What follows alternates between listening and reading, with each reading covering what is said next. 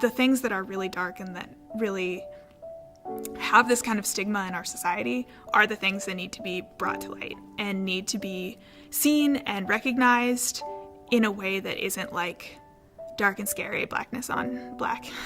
And I have such a dopey little way of drawing that I love being able to take my own darkness and express it in that way. It's like inspirational posters, but with fewer kittens hanging off things. Illustrator Christine Bosch has a self-proclaimed dopey style, the kind of style that works well when illustrating Santa for Hallmark's Christmas cards. Christine's work is loopy and colorful, and she uses it to make the darkness in life less daunting. This is her story.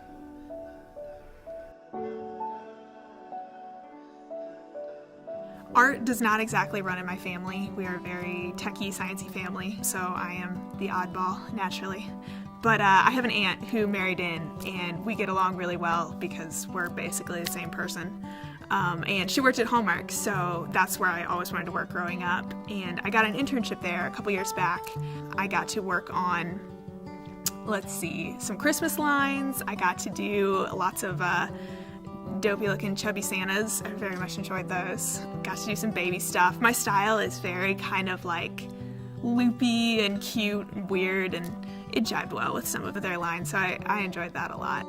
In my school of illustration, we always called illustration lowercase art, that it's arts, but it's not fine arts. It's not like this is going on a wall in a frame. It's not an oil painting. It's not a sculpture. It's a lowercase art. It's for the masses. It's usually printed in like magazines, or it's digital and you find it on social media. It's like the everyday art. And I love that because it felt like so much less pressure. When I started out as a sculpture major, I felt this intense need to like say something and be something and like have this grand collection. But when I went into illustration, it was so freeing because it was like, here's your project, design a logo. Done, I can do that. Or like, here's a kid's book, illustrate it. It's like, love it, can do that.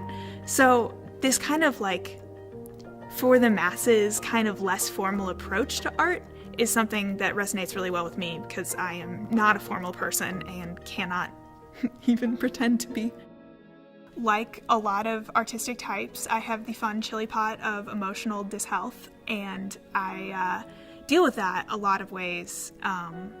Well, first and foremost through medication and, dealing with mental health. I'm like all about deal with your mental health. But one of the ways that I deal with it more practically in my daily life is through lettering, because I can think about things, I can think about ideas on page, and once it's on a page in front of me, it's not big, it's not in the air anymore, it's not like some amorphous thing that could kill me, it's just words on a page, and I can own it in that way. This piece is the very doodly version of Christine's struggles with clinical depression and suicidal tendencies when she was, I want to say 15, maybe 16. I went on this camping trip with a bunch of friends and just felt utterly alone because that's a thing that you feel. But I remember leaving the group, going off, taking this walk, finally reaching this point where I'm like, I don't care anymore. Like, I don't care if I make it. God, like, if you're there, you're gonna have to, like, give me the sign. Should I keep living or should I not? And there was, like, nothing, like, less than nothing. No thunder, no lightning, no burning bushes, like, deeply upset about that. But I finally was like, all right, I'm gonna find my own sign. If there's something in groups of 2, that's a no, because no is a 2-letter word. If there's something in groups of 3, that's a yes. Yes is a 3-letter word, right? Naturally, makes total sense. So anyway, I walked around for hours just in nature, and like the no's were adding up like a lot, and I was like, well, okay, I guess this is it. Like, I'm gonna go home and I'm gonna do this, and whatever, it's done, I'm done. And then like an hour later, I'm like walking back and I look down at my feet and I realized that like what I have been walking through this entire time was the biggest field of poison ivy I have ever seen in my entire life. I mean, I got rashes every possible way, but I also just like, I was like, well, okay, I guess that's a sign. So, alrighty, and I'm still here.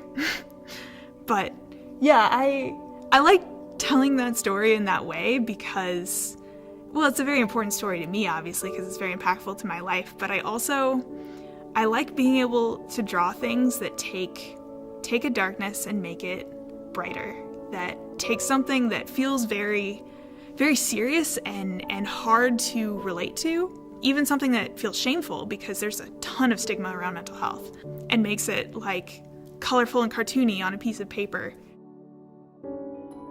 Success is such an interesting word because it's basically like God in our society today. And to be totally honest, I have no idea what success as an artist looks like. I really don't even know what success as a person looks like, but I know that that's more important. You know, I could have everything. I could have my dream job. I could be well known. I could do all the work I want to do, and I know it would not bring me the happiness I want. Success to me is finding that and giving myself to the things that are more important than just my own art. I love my art, but it's not the most important thing in the world. To check out more local artist stories, visit 9net.org/pieces.